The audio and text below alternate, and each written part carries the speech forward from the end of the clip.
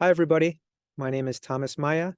I'm going to be reading just a few paragraphs from my story, El Pan de Cada Dia. I should offer a reader and viewer discretion note, just to let you know that some themes of violence do come up in the story. I also want to take this opportunity to thank everybody at Witness. I really appreciate all of you coming together to give this story a home alongside so many other great works. Thanks so much. El pan de cada día. She doesn't want to tell you her story. This is easy to notice, especially with her hesitation and unease. She shakes her head from side to side as her gaze lowers to the floor.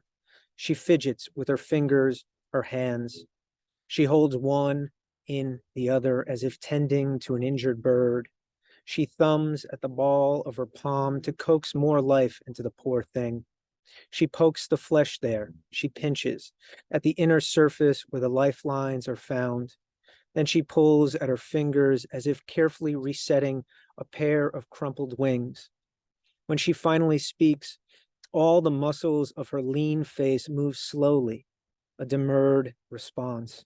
She'll say, "It's too painful to think about," but you insist, the way you always insist when asking to hear her story. As she looks up in response, there is the dull glow of shyness in her eyes, a hesitation made of stone, and her observations of the world are evidently fragmented.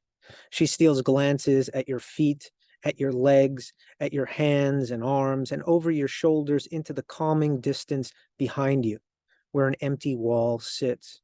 But she hardly ever looks directly into your eyes, where you might find a reflection of her unspoken words, responses that wait like an arsenal of old bones forcibly unearthed. These unwanted conversations are why she hesitates. She has no desire to return to those scorched moments, littered as they are with your polished promises. She will start slowly once ready. She will set the scene for you, telling you about her mother's difficult life before it happened, how her biological father was an abusive man, a man who regularly beat her mother at night before bed and in the morning before breakfast.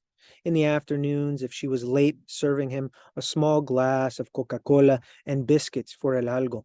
A man who used fists more often than words, a man in strict command of her mother's body.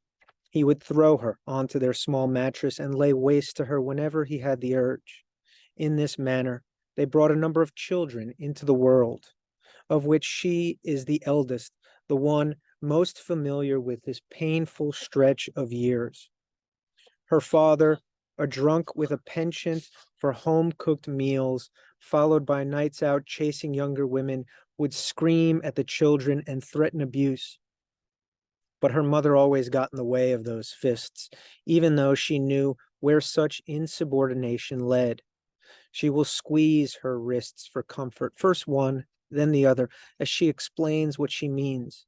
She will look at her own small fists and describe the bruises on her mother's body, calling them blossoms everlasting, with a dismal laugh.